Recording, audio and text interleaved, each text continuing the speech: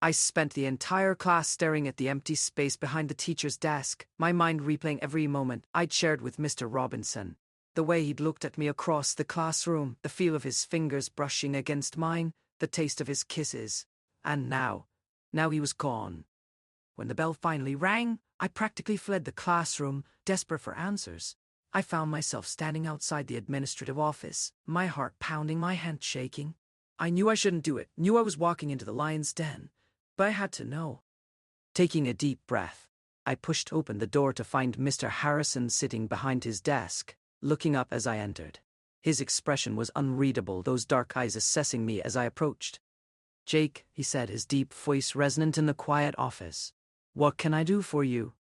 "Mr. Robinson," I managed, my voice trembling slightly. "The substitute said he's taken a leave of absence." Mr. Harrison leaned back in his chair, steepling his fingers under his chin. "That's correct. Personal matters." "Is he okay?" I asked, trying to keep the desperation out of my voice. "He's fine," Mr. Harrison replied, those dark eyes never leaving mine. "Just needed some time to reassess some recent decisions."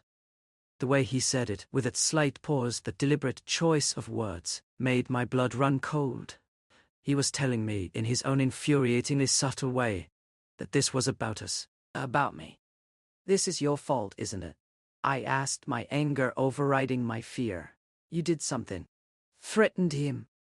Mr. Harrison's expression didn't change, but a flicker of something, amusement, satisfaction, danced in his dark eyes. "I had a conversation with him, yes, about the importance of maintaining professional boundaries, especially when dealing with impressionable young students." "You had no right," I said, my hands clenching into fists at my sides. "You had no right to interfere." "I have every right," he countered, standing up and walking around his desk to stop in front of me. "As the principal of this school, as a man who understands the complexities of desire and its consequences, Robinson isn't over his head, Jake. He was going to ruin you both." "Or maybe," I challenged, my voice shaking with emotion, "he was the only good thing in my life, and you ruined it." Before I could respond, he reached out, his fingers gently tilting my chin up, forcing me to meet his gaze. "This isn't over between us. Not by a long shot." The warning was clear. I was trapped in this game he was playing, and there was no way out. I practically fled from his office, my heart hammering against my ribs, my mind reeling from the implications of our conversation. Mr. Robinson was gone because of me, because of us. And Mr. Harrison had orchestrated the entire thing, all so he could have me to himself. The weight of my guilt was crushing. I had hurt Mr. Robinson, damaged his career, possibly even his marriage. And for what? For a few stolen moments of intimacy? For a taste of something I could never truly have?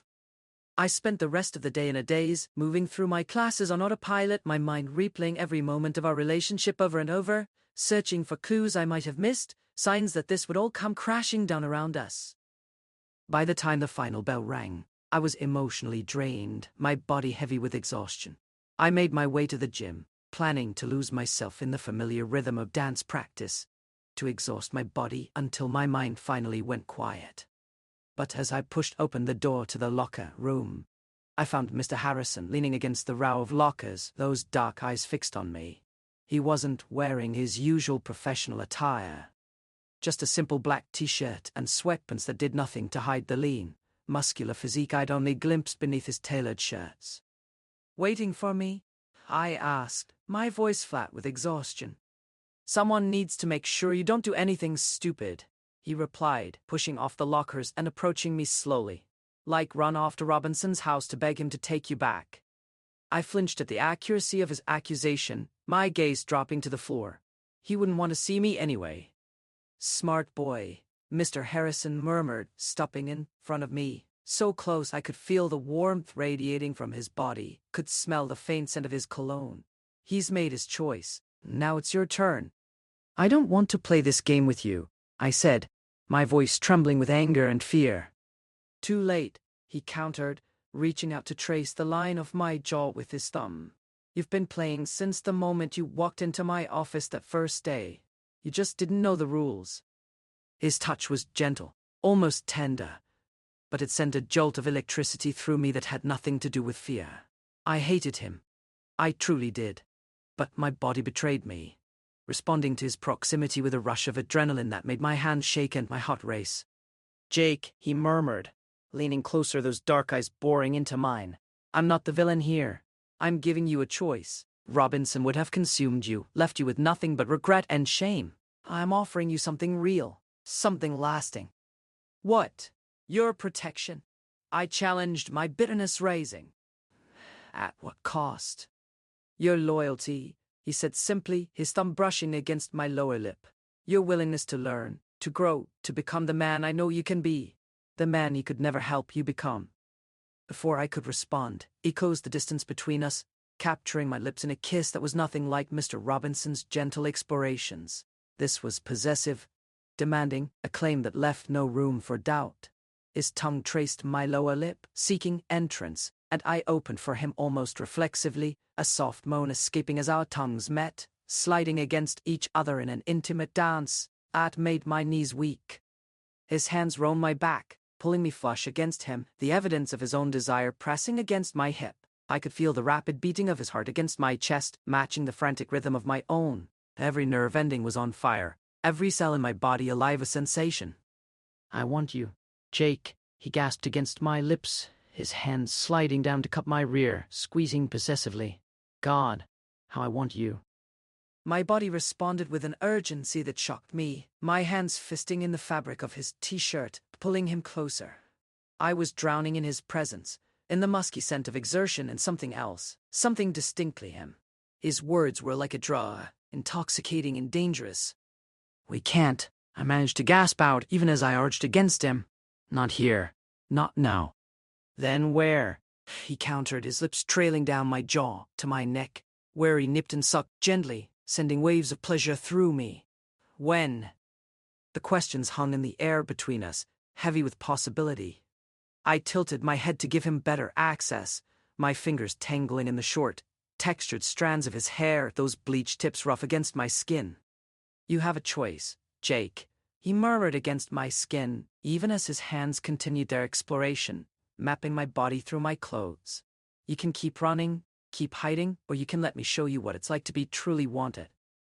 I wanted to resist, to push him away and tell him to leave me alone. But my body had other ideas, responding to his touch with a hunger that I didn't understand, a need that scared me as much as it excited me. Let me go, I whispered, my words contradicted by the way my hands tightened in his hair, holding him to me. A soft chuckle rumbled in his chest. You don't want me to let you go. You want me to take you, to claim you, to make you mine. His words were like a match to gasoline, igniting a fire in me that I couldn't control. I was lost in the overwhelming rush of sensations, the feel of his lips against my skin, the taste of him in my mouth, the hardness of his body pressed against mine. Jake, he gasped, pulling back slightly to look at me, those dark eyes filled with an intensity that made my breath catch. Tell me you want this. Tell me you want me. I couldn't speak, couldn't form the words that would condemn me to this dangerous path. Instead, I answered him with a kiss, deep, desperate, full of all the pent-up frustration and longing that had been building inside me for weeks. His response was a guttural groan, his hand sliding down to my thighs, lifting me effortlessly until I was wrapped around him, my back pressed against the cool metal of the lockers. The new angle sent a jolt of electricity through me, and I gasped against his mouth, my hips bucking instinctively. That's it, Jake, he praised, his lips trailing down my neck, nipping and sucking at the sensitive skin. Let go. Let me have you. My head fell back against the lockers with a soft thud, my eyes fluttering closed as waves of pleasure washed over me. I was drowning in him, in the musky scent of his cologne, the warmth of his skin, the possessive strength of his hands on my body. We should stop, I managed to gasp out, even as my hands roamed the broad expanse of his back, feeling the flex of muscles beneath my fingers. Stop what? He asked, his lips returning to mine, capturing them in another deep, demanding kiss. This, or thinking about him? His words were a splash of cold water, forcing me to confront the truth of my actions. I was here in Mr. Harrison's arms, responding to his touch with a desperation that betrayed the memory of Mr. Robinson. Guilt washed over me, sharp and suffocating. I can't. I whispered, pushing against his chest, trying to put some distance between us. This is wrong. All of it. Mr. Harrison's grip tightened for a moment before he released me, setting me gently back on my feet. His expression was unreadable, those dark eyes assessing me with an unnerving intensity. Wrong? He asked, reaching out to trace the line of my jaw with his thumb. Because he's your teacher? Or because you're enjoying this more than you enjoyed your time with him? The question hit its mark, and I flinched, my gaze dropping to the floor. Because it's all a game to you. A conquest. You don't actually care about me. A flicker of something. Hurt? Surprise? Crossed his features before being replaced by that familiar, calculating look. You think I don't care? That I've gone through all this trouble, risked my career, for a simple conquest? I think you're used to getting what you want. I countered, my anger overriding my fear. And right now, you want me. But what happens when you get bored? What happens when someone younger, more interesting comes along? Mr. Harrison's expression softened slightly, a rare crack in the formidable facade. That's where you're wrong, Jake. This isn't about boredom or conquest. This is about potential. I see something in you. A fire, a passion, a desperation to be understood. That you haven't even begun to tap into. Robinson saw it too, but he was too afraid to do anything about it. Too bound by his obligations, his self-imposed limitations. He reached out, his fingers gently tilting my chin up, forcing me to meet his gaze. I'm not afraid, Jake. I'm willing to risk everything to help you become the man I know you can be. What if I don't want your help? I asked, my voice trembling with emotion. What if I just want to be left alone? That's the problem, he murmured, leaning closer, those dark eyes boring into mine. You don't know what you want. You've spent so long hiding who you are, so long pretending to be someone you're not, that you've lost touch with your own desires. But I see them, Jake. I see the way you respond to my touch, the way your body comes alive when I'm near. You want this as much as I do. You're just too afraid to admit it. Before I could respond, he stepped even closer, trapping me between his towering frame and the cold reality of the room.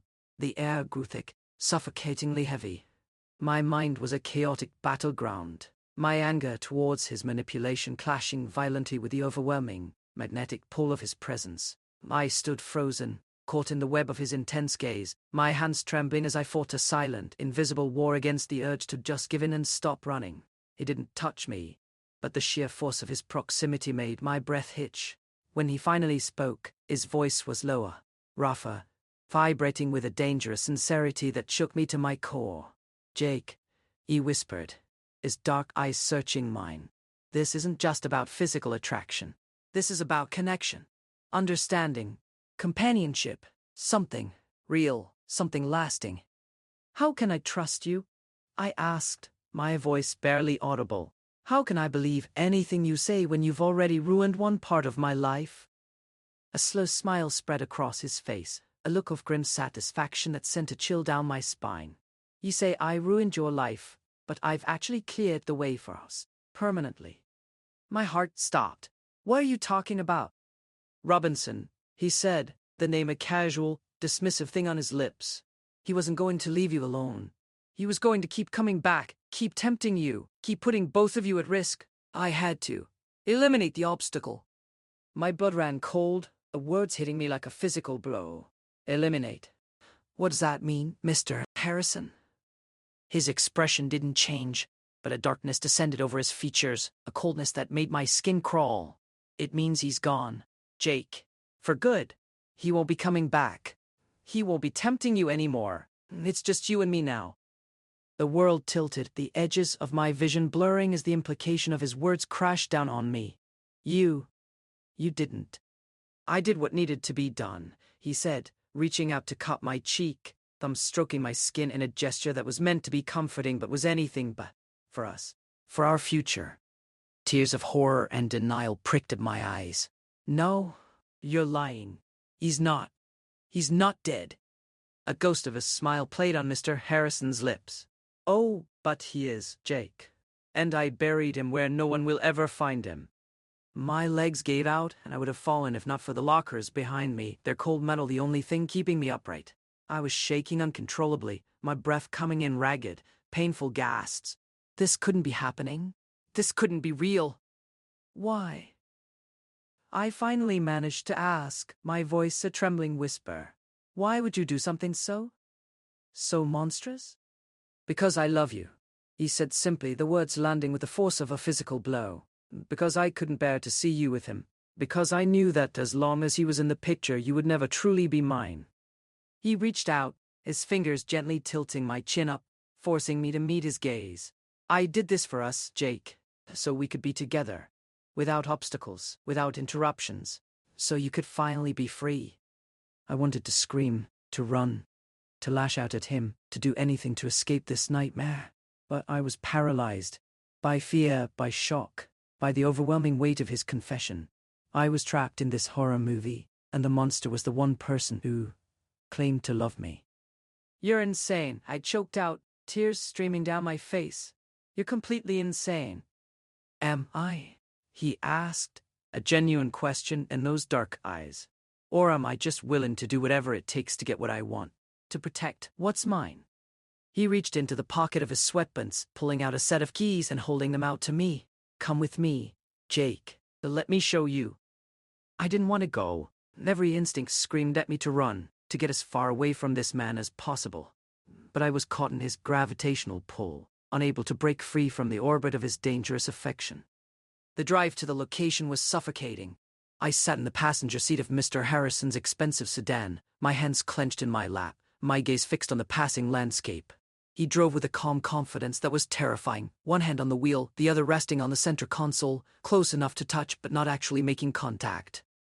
When he finally turned off the main highway onto a dirt road, my heart leaped into my throat. The road was narrow and winding, cutting through a dense forest that seemed to swallow the light. Branches scraped against the sides of the car, creating an eerie soundtrack to my descent into madness. He parked the car in a small clearing, killing the engine. The sudden silence was deafening, broken only by the rustling of leaves and the distant call of a bird. We're here, he said, unbuckling his seatbelt and opening his door. Come on. I followed him numbly, my legs moving as if of their own accord. He led me deeper into the woods, away from the car, the path growing more and more treacherous. Twigs snapped under our feet, roots threatened to trip us, but Mr. Harrison moved with an easy confidence, as if he'd walked this path 100 times. Finally, he stopped in a small clearing, the canopy of trees above creating a dappled pattern of light and shadow on the forest floor. Here, he said, pointing to a spot of freshly turned earth. This is where I buried him. The world tilted, the edges of my vision blurring as the reality of the situation crashed down on me. Mr. Robinson, the man I had loved, the man whose gentle kisses had awakened something in me I never knew existed, was buried here, in this cold, lonely place in the middle of nowhere. Tears streamed down my face, silent and hot. I felt a scream building in my chest, a primal cry of horror and grief, but it was trapped, unable to escape. Mr. Harrison watched me, those dark eyes filled with an unnerving intensity, a strange mixture of pity and satisfaction. I know this is difficult, Jake, but it was necessary. Necessary? I finally managed to choke out, my voice a trembling whisper. He was a person. He had a family, a life. And you were going to ruin him, Mr. Harrison countered, stepping closer, reaching out to cup my cheek. His touch was gentle, a stark contrast to the monstrous confession that hung between us. He would have lost everything. His job, his family, his freedom. I saved him from that in a way. And I saved you from the guilt of being the cause of his destruction. His words were a twisted justification, a perversion of logic that made my head spin. There was no arguing with him, no reasoning with this madness. I was trapped in his reality, bound by his love and his crime. You're a monster, I whispered, the words barely audible. Perhaps he conceded, his thumb stroking my cheek. But I'm your monster, Jake, and I would do anything to protect you, to keep you safe, to ensure you have the future you deserve. I looked from the freshly turned earth to the man standing before me. Older, powerful, terrifyingly devoted. In that moment, I understood the true depth of my entrapment. I was a butterfly pinned to a board, admired, cherished, but utterly powerless. What do you want from me? I asked, my voice hollow, devoid of emotion. Everything, he replied simply, those dark eyes burning with an intensity that scorched me. I want your loyalty, your trust, your everything. he finished, his voice a low, commanding whisper. Mr. Harrison leaned down toward me, and this time it was completely different from the past. There was no sweetness, no gentle discovery. The world around me shattered as a heavy, suffocating darkness closed in, swallowing the last fragments of my resistance. My mind went entirely blank, completely paralyzed by the terrifying weight of his presence. Everything that followed dissolved into a chaotic, surreal blur. A painful storm of emotions and numbers where I was no longer in control of my own body. It felt like walking through a nightmare, trapped under the absolute dominance of the man standing over me. When the fog finally cleared, the reality of my defeat washed over me. I slowly nodded, accepting his terms. I was now bound to this monster by a dark, deadly secret. The world I'd known was gone, replaced by a suffocating routine of fear and complicity. The weeks that followed were a blur of police investigations and whispered rumors in the school hallways. Mr. Robinson's disappearance became a local mystery, a grim topic for the evening news. I watched it all from a distance, a ghost in my own life, my carefully constructed mask of indifference cracking only in the privacy of my room. The police came to the school, their questions polite but probing. I told them I didn't know anything, that Mr. Robinson was just my math teacher, a man I barely knew outside the classroom. Each law was a fresh betrayal, a new link in the chain that bound me to Mr. Harrison. Our relationship was a carefully choreographed dance of power and submission. He never touched me at school, but his presence was a constant, oppressive weight. A lingering glance in the hallway, a quiet word in the empty gymnasium, a simple knowing nod that reminded me of our shared secret. He was the puppet master, and I was the marionette, my movements dictated by the invisible strings of his control. I graduated with honors, my cap and gown a flimsy shield against the prying eyes of the world. Mr. Harrison was there, watching from the sidelines, a proud, possessive smile on his lips. He thought I was his, a prize to be claimed, a life to be controlled. But he was wrong. In the quiet darkness of my bedroom, the night before graduation, I packed a single bag, a few clothes, my worn copy of my favorite manhwa, the small amount of cash I'd saved for my part-time job. I left behind everything else, my trophies, my pictures, the fragments of a life I no longer recognized. As the sun rose on the day of my freedom, I slipped out of the house before anyone else was awake. I left a note on the kitchen table, a simple, vague explanation that wouldn't raise any alarms. Then I walked to the bus station, the early morning air crisp and clean against my skin, the weight on my chest feeling just a little bit lighter. The bus ride was a blur of passing landscapes and silent reflection. With every mile, I felt a piece of the old Jake falling away, shed like a snake's skin. When I finally arrived in the city, I was someone new. A stranger with no past, no connections, no secrets to keep. I found a small apartment above a bustling market, the noise and chaos a welcome distraction from the silence in my own head. I got a job at a local bookstore, the quiet solitude of the shelves, the comfort to my frayed nerves. I went to dance classes, the physical exertion a way to burn away the lingering memories of Mr. Harrison's touch. But even in this new life, the past was a constant, unwelcome companion. And the quiet moments, when the city was asleep and I was alone with my thoughts, I would see Mr. Robinson's face, hear his laughter, feel the ghost of his kisses. And I would see Mr. Harrison's dark, possessive eyes, hear his twisted justifications, feel the suffocating weight of his love. I tried to forget, to bury the memories as deep as Mr. Robinson was buried in that lonely clearing. But some things can't be forgotten. Some wounds never truly heal. Years passed. I grew older, wiser, but the scars remained. A constant reminder of the darkness I had survived. I learned to live with the ghosts, to find a fragile peace in the spaces between them. One evening, as I was closing up the bookstore, a customer lingered by the door, his face illuminated by the streetlights outside. There was something familiar about him, a haunting echo of a life I thought I'd left behind. "You look like you've seen a ghost," he said, a wry smile on his lips. "I have," I replied, my voice steady, my gaze unwavering. "I've seen several." As he walked out into the night, I realized that the ghosts weren't just in my head anymore.